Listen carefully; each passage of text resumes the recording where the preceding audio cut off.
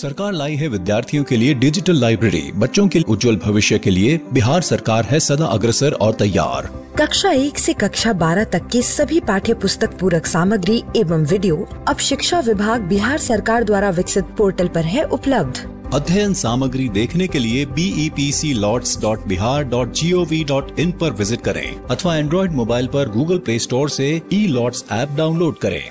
शिक्षकों, अभिभावकों एवं बच्चों से अनुरोध है कि इस लाइब्रेरी का अधिक से अधिक लाभ उठाएं और अपनी पढ़ाई जारी रखें।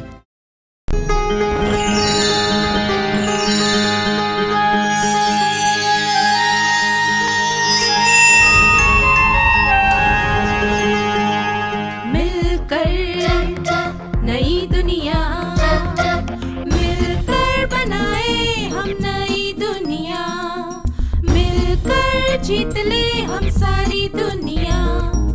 बीच हमें आज बोने दो, रोज उसे थोड़ा बढ़ने दो, छू लेंगे आकाश हम, मन के विचार हकीकत बने, सिद्धि फल से आनंद देंगे, कोशिश कर बढ़े, सोच बुलंद करे।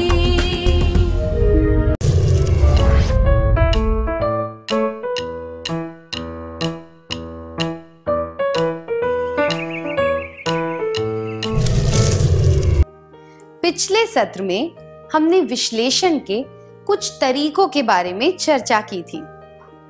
क्या अब हम देखें कि हम इन तरीकों का इस्तेमाल अपने जीवन में किस तरह से कर सकते हैं? बाहर जाने से पहले मारूफा के पिता ने उसे कहा कि वह घर में बिखरे हुए सारे अखबार समेटकर आधे घंटे में उनकी मेज पर रख दे। मारूफा अपनी बहन के साथ एक खेल खेलने में व्यस्त थी और वह इस बारे में बिल्कुल भूल गई। जब घड़ी का घंटा बजा तब उसे वह काम याद आया। वह दौड़कर अंदर गई और उसने अपनी बहन से कहा, रुको, अगर मैंने ये अखबार नहीं समेटे तो पापा को बहुत गुस्सा आएगा। यह घटना घटने से पहले ही मारूफा को कैसे पता चला कि उसके पापा को गुस्सा आएगा? वह इस बात को जान पाई कि उसे जो काम दिया गया था, अगर उसने वह काम नहीं किया तो उसका परिणाम क्या होगा। उसे पता था कि काम पूरा ना होने पर उसके पापा की क्या प्रतिक्रिया होगी। दूसरे शब्दों में कहें तो वह किसी कार्य के परिणाम का पूर्वानुमान कर पाई। पूर्वानुमान करने का अर्थ है किसी काम के होने या घटना के घटने से पहले ही उसके परिणाम के बारे में पता लगा लेना। जब हम कहते हैं कि गर्मियों की छुट्टी के दौरान ट्रेन में जगह नहीं मिलेगी और रविवार के दिन पर्यटक स्थलों पर बहुत भीड़ होगी, तब हम इसी तरीके का इस्तेमाल करते हैं। हमने इससे क्या सीखा? समीक्षात्मक विश्लेषण करने के फायदे। पहला, पूर्वानुमान करने में मदद मिलती है। आपको पता चला है कि सुबह स्कूल जाने के रास्ते में एक बड़ा जुलूस निकलने वाला है। आप यह समझते हैं कि उस समय वहां ट्रैफिक जैम हो जाएगा। इस परिस्थिति के लिए आप खुद को कैसे तैयार करेंगे? आप या तो जुलूस निकलने से पहले स्कूल पहुंच जाएंगे या फिर स्कूल के लिए दूसरा रास्ता लेंगे, है ना? इसे निष्कर्ष निकालना कहते हैं। निष्कर्ष निकालने का अर्थ है किसी परिस्थिति का विश्लेषण करने के बाद उसके परिणामों का पूर्वानुमान करना और उसके आधार पर निर्णय लेना। आपने एक चित्र बनाया और अपने सहपाठियों को दिखाया। एक सहपाठी ने कहा, यह बहुत अच्छा है, बधाई हो। दूसरे ने कहा, कितना बढ़िया है, ऐसा चित्र कोई नहीं बना सकता। फिर उसने किसी दूसरे विद्यार्थी की तरफ देखते हुए कहा, मुझे पता है तुम इससे अच्छा बना सकते हो। तीसरे ने कहा, तुमने बहुत अच्छा काम किया है। अगर तुमने ये छोटी सी गलती ना की होती तो यह सर्वोत्तम कहलाता। इन बातों को सुनकर आप इन लोगों के बारे में क्या निष्कर्ष निकालेंगे? अगर कोई कहता है यह बहुत अच्छा है, बधाई हो, पर आपको यह नहीं बताता कि वह अच्छा क्यों है, तो वह ऐसे ही बाहरी तौर पर आपकी प्रशंसा कर रहा है। ऐसे व्यक्ति से आपकी केवल जान पहचान हो सकती है। जो व्यक्ति कहता है कितना बढ़िया है, ऐसा चित्र कोई नहीं बना सकता, फिर उसने किसी दूसरे विद्यार्थी की तरफ देखते हुए कहा, मुझे पता है तुम इससे अच्छा बना सकते हो, वह व्यक्ति भरोसे के लायक नहीं हो सकता, क्योंकि वह झूठ बोल रहा है। जो व्यक्ति कहे तुमने बहुत अच्छा काम किया है, अगर तुमने यह छोटी सी गलती ना की होती तो यह सर्वोत्तम कहलाता। वह ना केवल आपकी प्रशंसा कर रहा है, बल्कि आपकी कमियां भी बता रहा है और आपके काम को सुधारने के सुझाव भी दे रहा है। ऐसा व्यक्ति एक अच्छा भरोसेमंद मित्र होता है। किसी व्यक्ति के व्यवहार और बातचीत का विश्लेषण करके हम भरोसेमंद और अविश्वसनीय व्यक्तियों के बीच का फर्क जान सकते हैं। ऐसा करके हम अविश्वसनीय लोगों से बच सकते हैं। अब अगली कहानी। सन 1919 में विक्रम साराभाई उद्योगपतियों के परिवार में पैदा हुए थे। भारत के कई महान व्यक्ति जैसे कि जवाहरलाल नेहरू, महात्मा गांधी, रविंद्रनाथ टैगोर, सीवी रमन उनके परिवार से मिलने और उनके साथ रहने आया करते थे। ऐसे महान व्यक्तियों की संगत का विक्रम साराभाई के जीवन पर सकारात्मक प्रभाव हुआ। कैम्ब्रिज से स्नातक की पढ़ाई करने के बाद उन्होंने सर सीवी रमन के साथ काम किया। उन्हें भारत के सबसे महान वैज्ञानिकों में गिना जाता है और उन्हें भारत के अंतरिक्ष कार्यक्रम का पिता कहा जाता है। जो लोग उनके जीवन के बारे में पढ़कर उसका विश्लेषण करेंगे, वे यह जान पाएंगे कि वे दूरदर्शी थे। उन्होंने अंतरिक्ष अध्ययन से संबंधित नवीन तकनीकों को इजाद किया और वे एक अच्छे उद्योगपति भी थे। ऐसे व्यक्तियों के बारे में जानने के बाद हर कोई उनके जैसा बनना चाहता है। इसी तरह हम और भी कई महान लोगों के बारे में पढ़कर उनसे प्रेरणा ले सकते हैं। उन्होंने जिन चुनौतियों का सामना किया, जिस तरह वे जीवन में आगे बढ़े, हम उनसे बहुत कुछ सीख सकते हैं। अब एक क्रियाकलाप करेंगे। क्या आपके आस पड़ोस में रहने वाले किसी व्यक्ति ने कोई महान काम किया है? क्या आप उनके जीवन का विश्लेषण करके यह जान सकते हैं कि उनकी सफलता का कारण क्या है?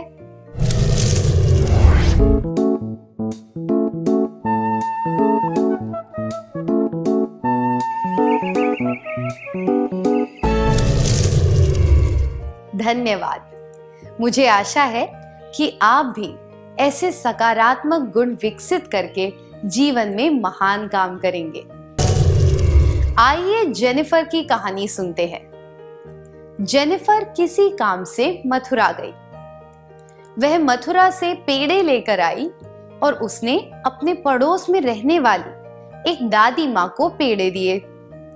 दादी माँ ने कहा, तुमने मेरे बारे में सोचा और मेरे लिए पेड़े लेकर आई, इसके लिए बहुत बहुत धन्यवाद।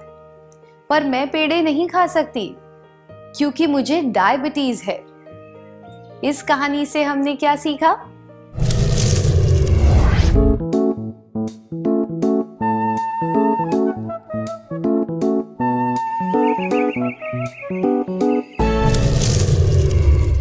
अपने जवाब देने के लिए धन्यवाद। कुछ चीजें कुछ लोगों के लिए अनुकूल होती हैं और कुछ लोगों को कुछ चीजें पसंद होती हैं। किसी व्यक्ति के लिए जो चीज अनुकूल हो या उसे पसंद हो, वही चीज उसे देनी चाहिए। उदाहरण के लिए, अगर किसी को लोक संगीत पसंद नहीं है तो उसे जबरदस्ती ऐसा संगीत नहीं सुनाना चाहिए। जब हम दूसरों के लिए कुछ करते हैं तो हमें पहले से यह सोच लेना चाहिए कि वह चीज उनके लिए उचित और अनुकूल होगी कि नहीं। अब एक और कहानी सुनेंगे। सुरवीन एक दुकान पर सजावट के लिए कंदील खरीदने गई। उसने 2 कंदील देखे जो एक जैसे थे, पर उनमें से एक कंदील महंगा था। उसे लगा कि महंगे वाला ज्यादा अच्छा होगा, इसलिए उसने महंगे वाले 3 कंदील मांगे। पर दुकान पर महंगे वाले केवल 2 कंदील थे, इसलिए उसने एक सस्ता वाला खरीद लिया। कुछ दिनों बाद महंगे वाले दोनों कंदील खराब हो गए, पर सस्ता वाला बिल्कुल ठीक था। वह समझ गई कि महंगी चीजें हमेशा अच्छी नहीं होती। क्या आपने कभी कोई चीज यह सोचकर खरीदी है कि वह महंगी है इसलिए अच्छी होगी? क्या वह सस्ती चीजों से खराब निकली? क्या आप अपने अनुभव के बारे में किसी को बताना चाहेंगे?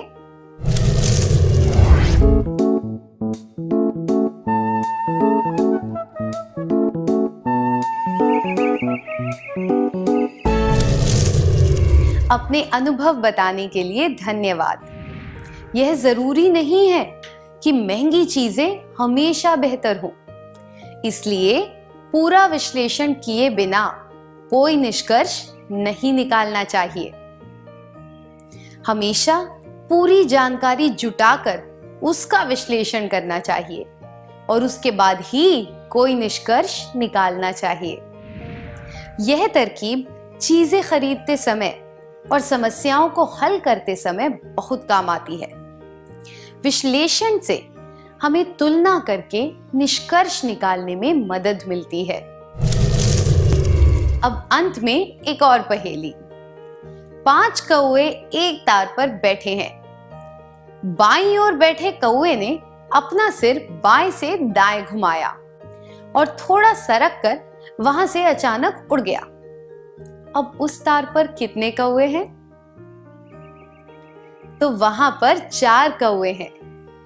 चारों में से दाईं ओर बैठे कौवे ने अपना सिर थोड़ा घुमाया, फिर उसने अपने पंख के नीचे खुजलाया, तार पर अपनी चोंच बाएं से दाएं रगड़ी और वहां से उड़ गया।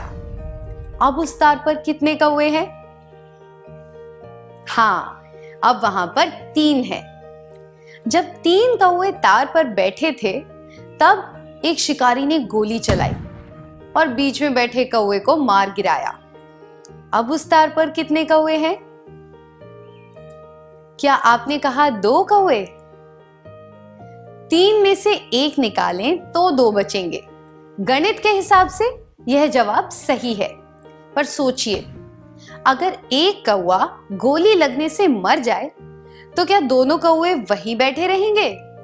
वे गोली की तेज आवाज से उड़ जाएंगे, है ना? यह उत्तर सबसे उचित होगा। हम यह उत्तर तभी दे सकते हैं जब हम समीक्षात्मक रूप से इस परिस्थिति का विश्लेषण करें। समीक्षात्मक विश्लेषण से हम परिस्थिति को अच्छी तरह समझ पाते हैं। हमें परिस्थिति का समीक्षात्मक रूप से विश्लेषण करना चाहिए, सही पूर्वानुमान करना चाहिए और उचित निष्कर्ष निकालना चाहिए। घने काले बादलों को देखकर छाता साथ में रखना, यह समीक्षात्मक विश्लेषण, पूर्वानुमान और सही निष्कर्ष का ही परिणाम है। समीक्षात्मक विचार का प्रयोग करते हुए जीवन में महान कार्य करने के लिए आपको हमारी शुभकामनाएं। क्या अब हम सत्र का सार संक्षेप करें? पूर्वानुमान करने का अर्थ है किसी काम के होने या घटना के घटने से पहले ही उसके परिणाम के बारे में पता लगा लेना। निष्कर्ष निकालने का अर्थ है किसी परिस्थिति का विश्लेषण करने के बाद उसके परिणामों का पूर्वानुमान करना और उसके आधार पर निर्णय लेना। समीक्षात्मक विश्लेषण करने के फायदे। 1. पूर्वानुमान करने में मदद मिलती है। 2. निष्कर्ष निकालने में मदद मिलती है। 3. अनुकरणीय व्यक्तियों को पहचानने में मदद मिलती है। 4. हमें दूसरों की पसंद और नापसंद के आधार पर निष्कर्ष निकालने में मदद मिलती है। 5. तुलना करके निष्कर्ष निकालने में मदद मिलती है। 6. परिस्थिति को अच्छी तरह समझने में मदद मिलती है।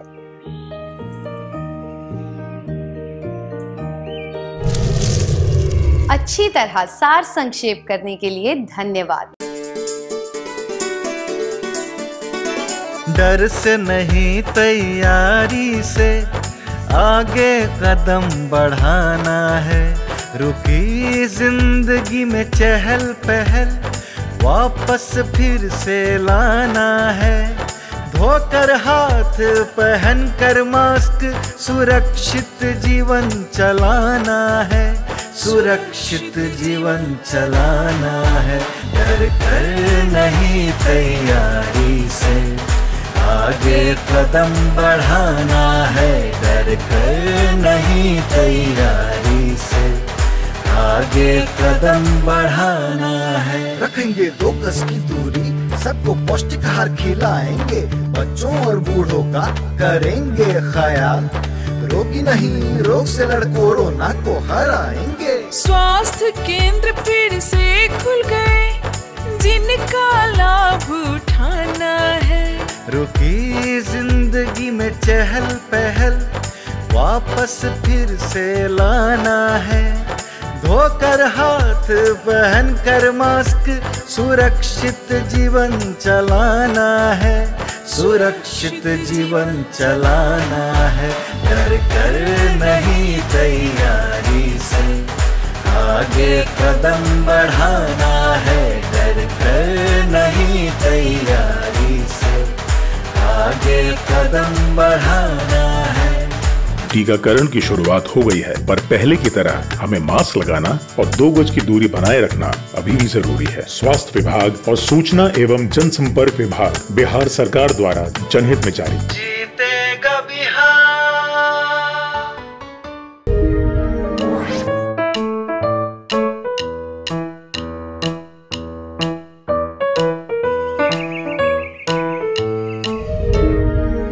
नमस्ते छात्रों, आप सबको यहाँ देखकर खुशी हुई। आइए सुनते हैं कि कविता ने अलग अलग मौकों पर अपने दोस्तों से क्या कहा। एक दिन उसने अपने दोस्तों से कहा, तुम्हें पता है, मैंने कल रात चांद को हरे रंग में बदलते हुए देखा। किसी और दिन उसने कहा, मेरे मामा के पास एक बिल्ली है जो 3 भाषाओं में बात कर सकती है। अगले दिन उसने कहा, जब मैंने अपने गुलाब के पौधे की एक डाली को काटा तो उसमें से खून निकल रहा था। हाल ही में उसने कहा, मैं जिस बस में जा रही थी उसकी एक और बस से टक्कर हो गई, पर किसी को भी चोट नहीं लगी। ललिता को ये बातें हजम नहीं हो रही थी और उसने कहा, उफ, ये फिर शुरू हो गई।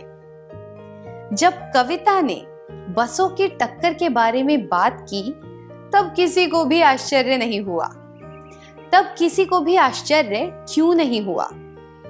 लोगों को कविता की बातों पर विश्वास क्यों नहीं होता? चांद हरा नहीं होता, बिल्लियां बात नहीं करती, गुलाब के पौधों से खून नहीं निकलता। ये सब बातें हमें पता हैं। इसलिए जब कविता ने इनके बारे में बात की तब किसी ने उसका विश्वास नहीं किया।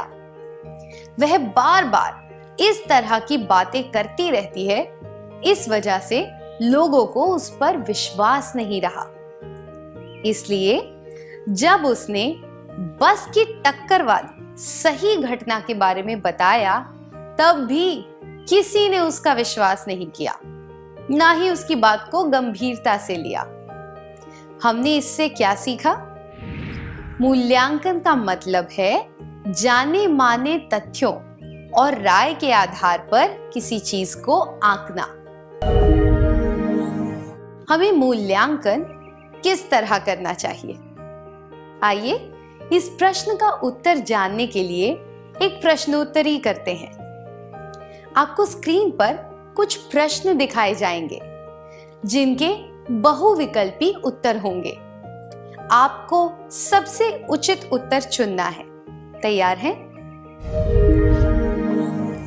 Nile 6650 kilometre, Ganga 2540 kilometre, Amazon 6400 kilometre. सबसे लंबी नदी कौन सी है?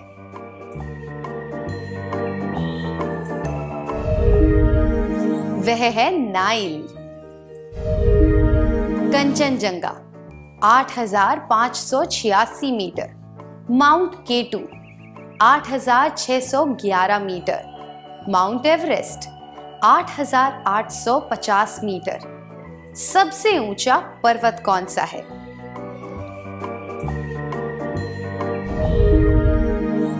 वह है एवरेस्ट। लोहा 1 किलोग्राम, चावल 2 किलोग्राम, रुई 5 किलोग्राम। इनमें से कौन सा पैकेट सबसे हल्का है? वह है लोहा। शर्ट 250 रुपए, रंगों का डिब्बा 50 रुपए, साइकिल 2500 रुपए। सबसे महंगी चीज कौन सी है?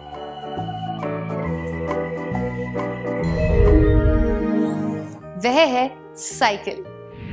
आप सबको धन्यवाद। यह कैसे हुआ कि आप सब ने इन प्रश्नों के एक जैसे उत्तर दिए? आपने किलोमीटर, मीटर और किलोग्राम को लंबाई, ऊंचाई और वजन के मापदंड के आधार पर लिया। किलोमीटर, मीटर, किलोग्राम और रुपए माप के मानक के तौर पर स्वीकारे जाते हैं और ये प्रत्येक व्यक्ति के लिए अलग अलग नहीं होते। इसलिए आप सबके उत्तर एक जैसे थे और सही थे। जो इकाइयां समय, स्थान, व्यक्ति या संस्कृति के लिए नहीं बदलती, उन्हें निष्पक्ष कारक कहा जा सकता है।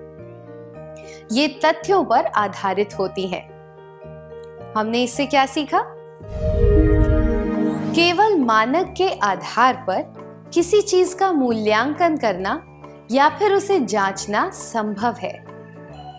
निष्पक्ष कारक तथ्यों पर आधारित होते हैं। ये किसी भी व्यक्ति, स्थान या समय के लिए समान होते हैं, कभी बदलते नहीं हैं।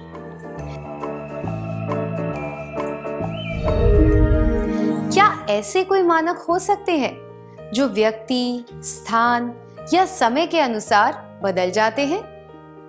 आइए यह जानने के लिए एक और प्रश्नोत्तरी करते हैं। सलवार कमीज, साड़ी, इनमें से कौन से कपड़े ज्यादा आरामदायक हैं?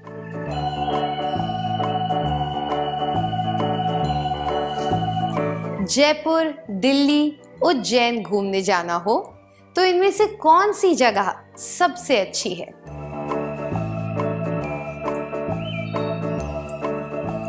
कबड्डी, फुटबॉल, क्रिकेट, इनमें से कौन सा खेल खेलने में सबसे ज्यादा मजा आता है?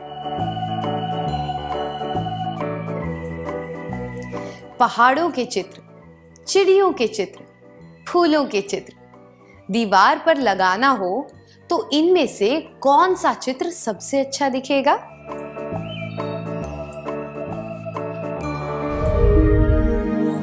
धन्यवाद। क्या आपने इन प्रश्नों के एक जैसे जवाब दिए? आपने इन प्रश्नों के उत्तर अपनी राय, अपनी रुचि, अपनी सुंदरता की परिभाषा इत्यादि के आधार पर दिए। इनमें मीटर, किलोमीटर, रुपए, किलोग्राम जैसी कोई भी निश्चित मानक नहीं थे जिनके आधार पर आराम, रुचि, सुंदरता इत्यादि को मापा जा सके। इसलिए आपके जवाब अलग अलग थे। जो इकाइयां व्यक्ति, स्थान और समय के आधार पर बदलती हैं, उन्हें व्यक्तिपरक कारक कहा जा सकता है। ये व्यक्तिपरक कारक अपनी अपनी पसंद पर आधारित होते हैं। हमें इस बात को ध्यान में रखना चाहिए कि किसी की भी राय सही या गलत नहीं है, क्योंकि यह राय व्यक्तिगत पसंद और रुचि पर आधारित है। अपने दृष्टिकोण से हर किसी की राय और पसंद सही होती है। जिस तरह हमने फिल्म का मूल्यांकन करने के लिए कुछ मापदंड बनाए, उसी तरह हमें व्यक्तिपरक कारकों का मूल्यांकन करने के लिए अपने कुछ मानक बनाने चाहिए। अब एक और क्रियाकलाप करेंगे। आने वाले त्योहार के लिए आप कुछ खरीदारी करना चाहते हैं। आपके घर से आधा किलोमीटर दूर एक दुकान है जिसके अच्छे कपड़े हैं, पर चुनने के लिए ज्यादा डिजाइन नहीं है और उसके दाम भी बहुत ज्यादा है। उस दुकान पर कभी भी भीड़ नहीं होती। आपके घर से करीब 3 किलोमीटर पर 2 और दुकानें हैं जहां कई तरह के कपड़े मिलते हैं। उसके दाम ज्यादा नहीं है, पर वहां हमेशा भीड़ होती है। आप कपड़े खरीदने के लिए कहां जाएंगे? क्या आप इसके बारे में अपने करीबी मित्रों को बताना चाहेंगे? दुकान चुनने के मापदंड: दुकान 1, दुकान 2, दूरी आधा किलोमीटर, 3 किलोमीटर, कपड़ों के प्रकार कम, बहुत सारे, कपड़ों के दाम ज्यादा, कम, गुणवत्ता बहुत अच्छी, ठीक ठाक, खरीदारी करने में आसानी, बहुत आसान, कठिन।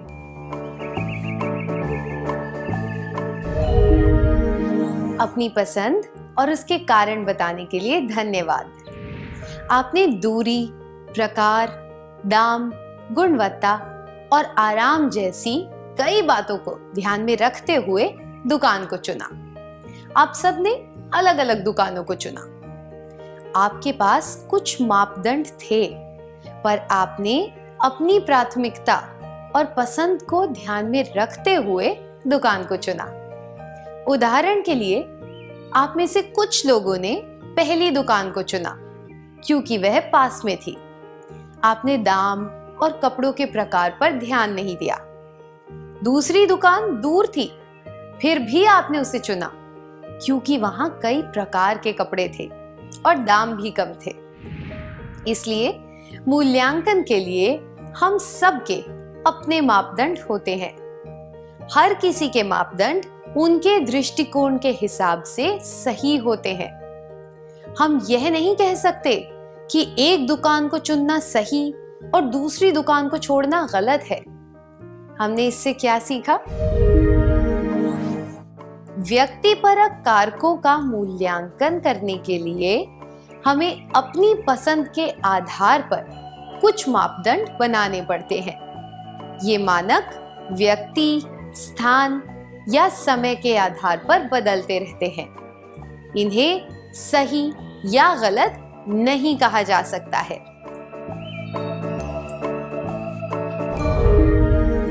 हम में जो गुण हैं या जो गुण होने चाहिए, हम उनका मूल्यांकन किस तरह कर सकते हैं? आइए एक क्रियाकलाप के द्वारा यह जानने की कोशिश करते हैं। आपको स्क्रीन पर एक तरफ कुछ गुण दिखाए जाएंगे और दूसरी तरफ कुछ मापदंड दिखाए जाएंगे, पर उनके जोड़े सही नहीं हैं। क्या आप उनके सही जोड़े बना सकते हैं? क्या आप तैयार हैं? गुण या योग्यता मानक या मूल्यांकन के मापदंड, शैक्षिक निपुणता, दुश्मनों की कमी, मैत्रीपूर्ण व्यवहार, लोगों पर बहुत कम चिल्लाना, सोच समझकर पैसे खर्च करना, उपयोगी काम में ज्यादा समय बिताना, गुस्से पर काबू रखने की योग्यता, पैसों की बचत, समय बर्बाद ना करने की योग्यता, अंक या विषय से संबंधित ज्ञान।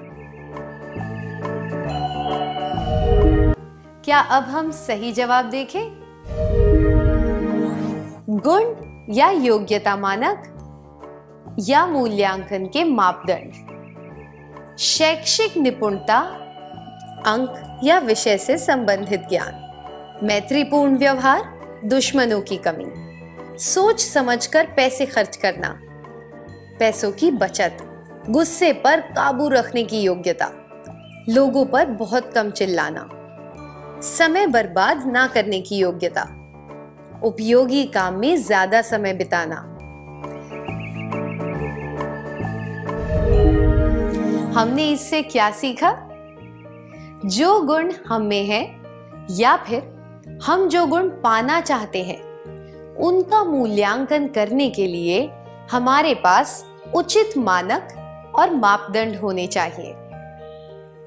हमें मूल्यांकन क्यों करना चाहिए? आइए एक कहानी के द्वारा यह जानते हैं। मीनाक्षी एक अच्छी खिलाड़ी बनना चाहती है। वह रोज दौड़ लगाने से पहले अपनी स्टॉप वॉच को सेट करती है। वह देखती है कि उसे दौड़ने में कितना समय लगेगा। दौड़ लगाने के बाद वह हर बार समय नोट करती है और यह देखती है कि उसमें कोई सुधार आया है या नहीं। वह इस बात का विश्लेषण करती है कि और तेज ना दौड़ पाने के क्या कारण हैं और अपनी गलतियों को सुधारती है।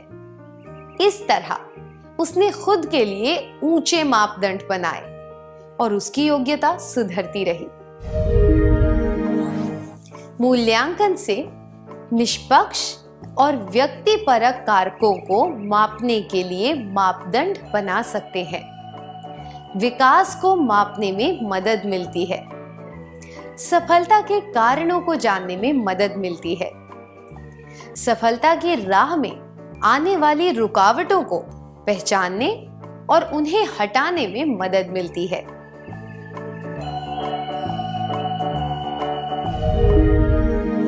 आत्म सुधार में मूल्यांकन से कैसे मदद मिलती है? जो भी व्यक्ति आत्म सुधार करना चाहता है, उसे खुद की कमियों और अच्छाइयों का मूल्यांकन करना चाहिए।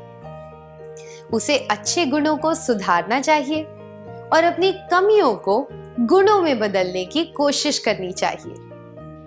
अब आपको स्क्रीन पर एक तरफ कुछ कथन दिखाए जाएंगे, दूसरी तरफ अलग अलग खंडों में कुछ शब्द या वाक्यांश लिखे होंगे।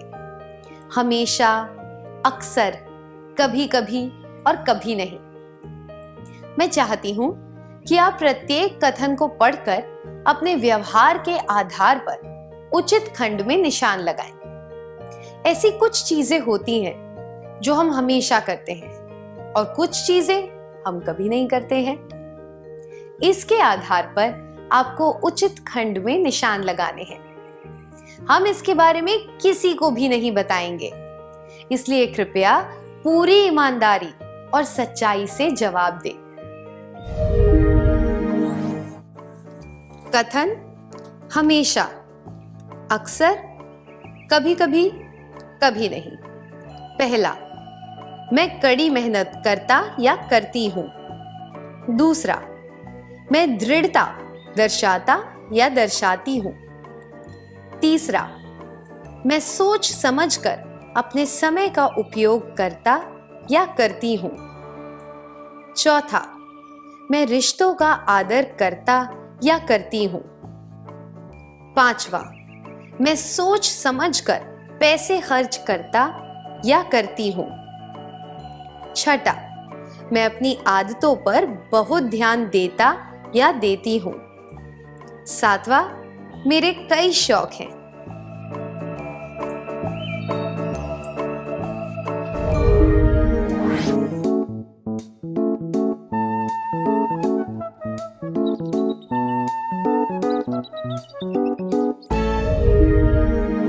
धन्यवाद दोस्तों। अगर आपने 5 से ज्यादा कथनों के लिए हमेशा पर निशान लगाया है तो आप आत्म सुधार की सही दिशा में जा रहे हैं। अगर आपने 5 से कम कथनों के लिए हमेशा पर निशान लगाया है तो आपको जल्द से जल्द आत्म सुधार के मापदंडों तक पहुंचने का प्रयास करना चाहिए। क्या हम आज के सत्र में सीखी बातों का सार संक्षेप कर लें? मूल्यांकन का मतलब है जाने माने तथ्यों और राय के आधार पर किसी चीज को आंकना। केवल मानक के आधार पर किसी चीज का मूल्यांकन करना या फिर उसे जांचना संभव है। निष्पक्ष कारक तथ्यों पर आधारित होते हैं। ये किसी भी व्यक्ति, स्थान या समय के लिए समान होते हैं, कभी बदलते नहीं हैं। व्यक्तिपरक कारकों का मूल्यांकन करने के लिए हमें अपनी पसंद के आधार पर कुछ मापदंड बनाने पड़ते हैं।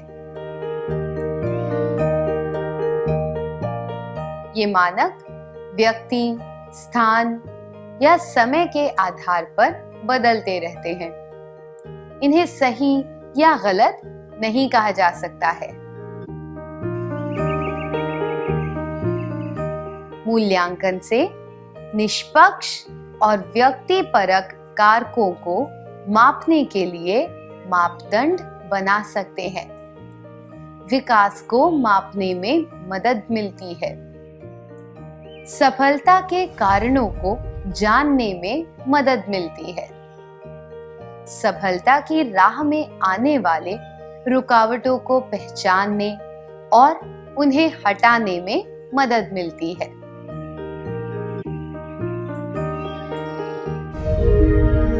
इतनी अच्छी तरह सार संक्षेप करने के लिए धन्यवाद।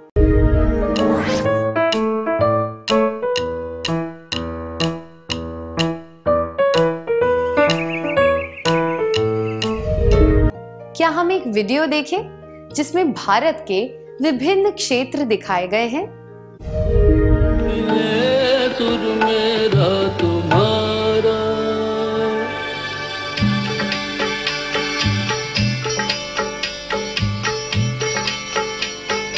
म्यान तरज थई म्यान तरज इकवट बनिए सान तरज तेरा सुर मिले मेरे सुर दे नाल मिलके बने एक नवा सुर ताल।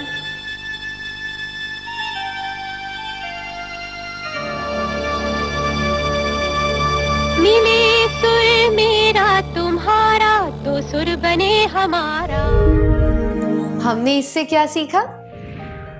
हमने देखा कि समान कड़ी के द्वारा किस तरह भिन्न संस्कृतियां एक साथ जुड़ गईं। पहले उदाहरण में हमने गीतों के आधार पर कुछ चीजों को जोड़ा और दूसरे उदाहरण में भारत की विभिन्न संस्कृतियों को जुड़ते हुए देखा। दूसरे शब्दों में कहें तो संश्लेषण का अर्थ है अलग अलग तत्वों को मिलाकर एक नई चीज बनाना। मैं दोहराती हूं, संश्लेषण का अर्थ है अलग अलग तत्वों को मिलाकर एक नई चीज बनाना।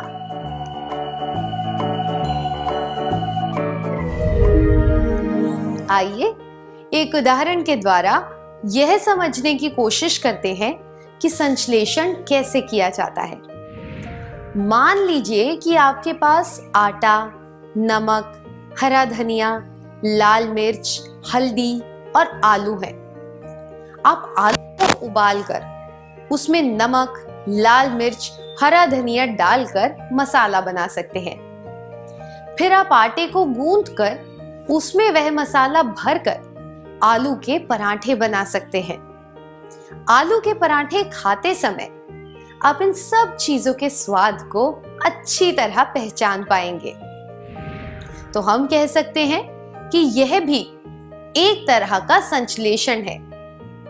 आपने कुछ अलग अलग चीजों को साथ लेकर एक नई चीज बनाई। मालिनी एक लेखिका है। एक पत्रकार उसका इंटरव्यू लेने आया। वह उसकी सफलता का राज जानना चाहता था। मालिनी ने जवाब दिया, मेरे एक शिक्षक थे जो सारी आलोचनाओं को बहुत धैर्य से सुनते थे। जो आलोचना उन्हें उचित लगती थी वे उसे अपनाकर खुद को सुधारते थे। मैं तो केवल उनकी तरह अपनी गलतियों से सीखने की कोशिश करती हूँ और उन गलतियों को दोहराती नहीं हूँ। यही मेरी सफलता का राज है। हमने मालिनी से क्या सीखा? जीवन में हम जितने भी लोगों से मिलते हैं उन सब में कोई ना कोई विशेषता होती है। हम उनसे कुछ सीख सकते हैं। उन विशेष गुणों के लिए हम उन्हें अपना आदर्श मान सकते हैं। जब हम उनकी तरह उन विशेष गुणों को अपनी ताकत बना लेंगे तो हम भी उनकी तरह दूसरों के लिए आदर्श बन सकते हैं। इसलिए संश्लेषण से हमें आदर्श और अनुकरणीय व्यक्ति बनने में मदद मिलती है।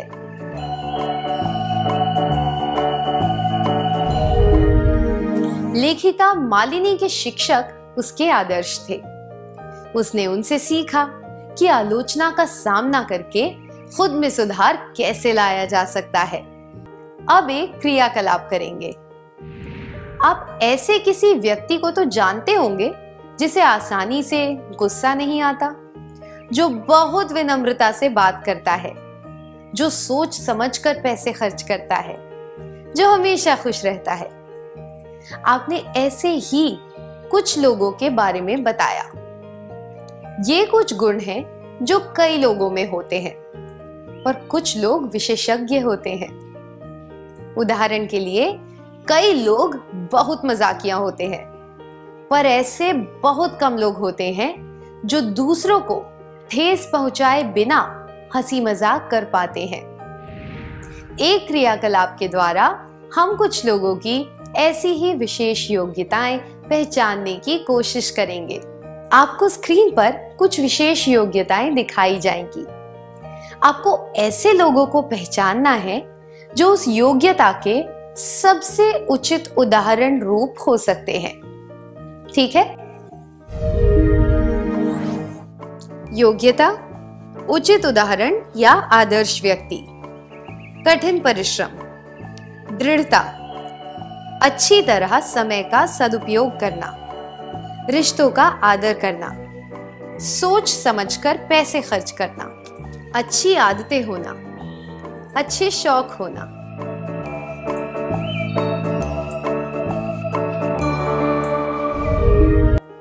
मुझे आशा है कि आप अपने आदर्श व्यक्ति को ध्यान में रखते हुए उनके जैसे सकारात्मक गुण खुद में लाने का प्रयास करेंगे और खुद भी एक आदर्श व्यक्ति बनने की कोशिश करेंगे। क्या आपको कभी प्रवासी पक्षियों को देखकर यह ख्याल आया है कि वे किस तरह महासागर और ऊंचे पहाड़ पार करके दुनिया के एक कोने से दूसरे कोने तक जाते हैं? ये पक्षी अथक प्रयास और निष्ठा के सबसे उत्कृष्ट उदाहरण हैं। हमारे आसपास की हर एक चीज से हम प्रेरणा ले सकते हैं और अपने अच्छे व्यवहार के द्वारा हम भी समय की रेत पर अपने पद चिन्ह छोड़ सकते हैं। यह हासिल करने के लिए हमें समीक्षात्मक रूप से अपनी ताकत और कमियों के बारे में जागरूक होना चाहिए। हमें अपनी ताकत को बढ़ाते हुए अपनी कमियों को दूर करना चाहिए। क्या अब हम सत्र का सार संक्षेप कर लें? संश्लेषण का अर्थ है अलग अलग तत्वों को मिलाकर एक नई चीज बनाना। संश्लेषण से हमें आदर्श और अनुकरणीय व्यक्ति बनने में मदद मिलती है। इतनी अच्छी तरह सार संक्षेप करने के लिए धन्यवाद।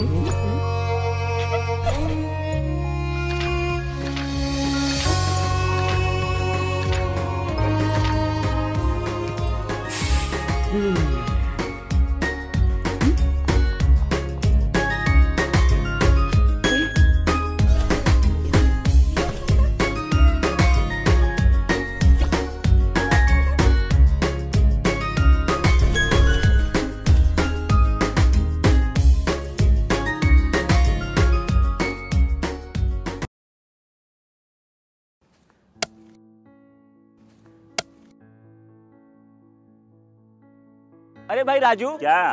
अरे सुने कि कल चाचा कुछ बता रहे थे, क्या बोल रहे थे? हाँ, चाचा कल बहुत बढ़िया बात बता रहे थे। कह रहे थे कि हम लोगों को अपने बच्चा लोग के पढ़ाई लिखाई पे ध्यान देना चाहिए। सिर्फ स्कूल भेजने से कुछ नहीं होता। बात तो ठीक है, लेकिन हम लोग ये करेंगे कैसे? हम लोगों को तो पढ़ना लिखना भी नहीं आता है। हम भी यही सोच रहे थे। अरे वो देखो, मास्टर साहब भी सही टाइम पे आ गए। चलो उन्हीं से पूछ लेते हैं। मास्टर साहब प्रणाम। प्रणाम प्रणाम। मास्टर साहब, आपसे एक बात का जानकारी लेना था। हाँ, पूछिए। अब हम लोग तो ठहरे कम पढ़े लिखे आदमी, हाँ। लेकिन हम लोग का बच्चा लोग स्कूल में जाके क्या करता है, क्या सीखता है, क्या पढ़ता है, ये हम लोग कैसे जानेंगे? बहुत आसान है। अच्छा, कैसे? चलिए आप लोग स्कूल में, हम बताते हैं। जी जी चलिए। जी सर चलिए। चलो चलो। हाँ हाँ चलिए। हाँ हाँ हम उठा लेते हैं। चल। आइए, ये देखिए, ये है क्लास 3 का अधिगम प्रतिफल पोस्टर। इसका मतलब है यदि आपका बच्चा वर्ग 3 में पढ़ता है तो उसे इस पोस्टर में जो लिखी गई सारी चीजें उसे जानकारी होनी चाहिए। ये क्या है? पक्षी। और ये क्या है? पेड़। यानी कि तीसरी कक्षा समाप्त होते होते आपका बच्चा पशु, पक्षी, फूल, पत्ती आदि के बारे में सीख जाएगा। हर क्लास और हर विषय के लिए अधिगम प्रतिफल पोस्टर बनाए गए हैं। आइए कुछ दूसरे तरीके जानते हैं। जी सर। ये देखिए, ये है हमारे बच्चों की कॉपियाँ और ये है सही का निशान। इसका मतलब है कि इस प्रश्न का उत्तर आपके बच्चे ने बिल्कुल सही दिया है। जितना ज़्यादा होंगे ये निशान उतना बढ़िया सीखा है आपका बच्चा। और ये क्या है? गलत का निशान। हाँ, ये है गलत का निशान और इसका मतलब है आपके बच्चे ने इस प्रश्न में कुछ गलती की होगी। और ये निशान जितना ज़्यादा होगा आपको अपने बच्चे पे उतना ही ध्यान देने की जरूरत है। लेकिन पूरे साल में हमारा बच्चा क्या क्या सीखा ये कैसे जानेंगे? बिल्कुल जानेंगे।